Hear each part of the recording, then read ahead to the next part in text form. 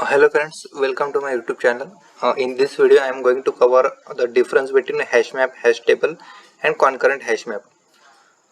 So basic difference is a thread shape, it basis on the thread shapes. Okay, so let's start with the first HashMap.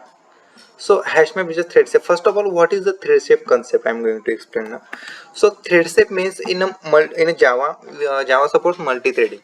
Okay, so for example, any shared resource is accessed by multiple threads at the same time. They can execute it concurrently. They can execute it simultaneously.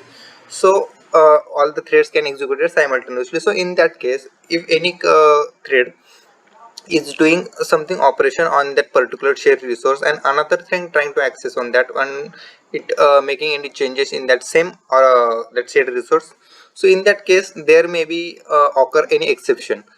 Okay, any unnecessary condition that can be occur. Okay, so they can damage that particular shared resource. For example, we have any file which is accessed by multiple threads.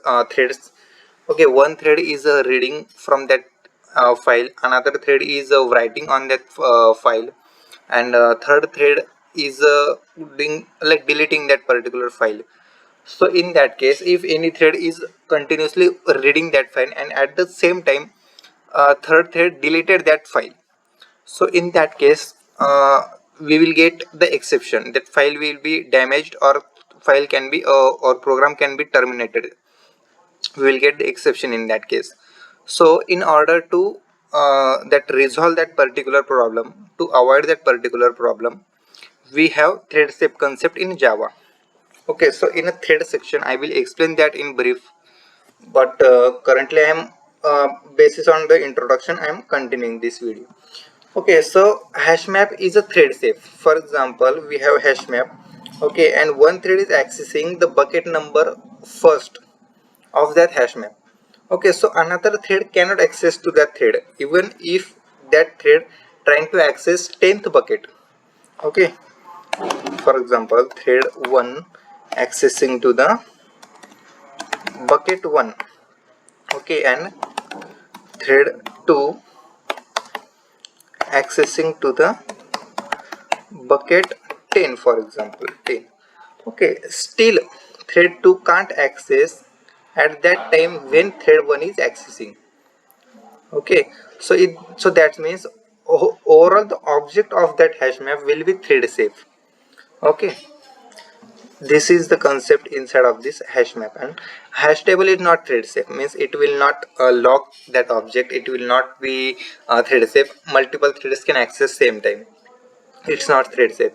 A major difference between concurrent hash map and hash map is, means I have written here partially thread safe. Concurrent hash map is partially thread safe and hash map is thread safe. So what is the difference between that?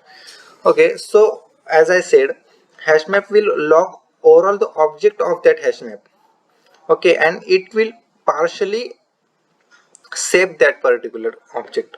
So same scenario we will take. For example, we have same scenario. Thread 1 is accessing to the bucket 1 and thread 2 is accessing to the bucket 10.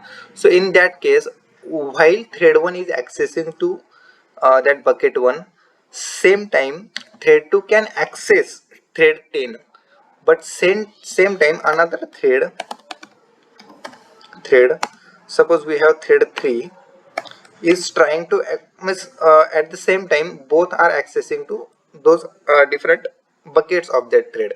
Okay, but the at the same time when those are executing, at the same time thread 3 is trying to access bucket 1.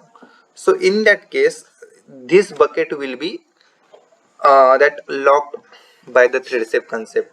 Means this bucket not will be executed for the thread 3 because of thread 1 is currently accessing to that. When thread 1 is released to that bucket, then thread 3 can be accessed to that particular bucket. So that means concurrent hash map just lock particular bucket of the map. Okay, concurrent hash map just lock that particular bucket, not to overall object. In hash map will lock overall object. Concurrent hash map will just lock particular bucket which we accessed by the another thread.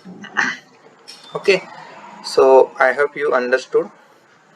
So for example, I have here taken one, so I can take 10 here. Thread 2 already accessing to the bucket 10, and thread 3 trying to access bucket 10 itself. So it will get it will not be accessed by the thread 3. It will avoid to access till the thread to release that particular bucket. Okay, meanwhile, if thread 1 is trying to access suppose 2 buckets, it can be accessed by the thread 3 because of it's not accessed by any another thread. So that's it from this video.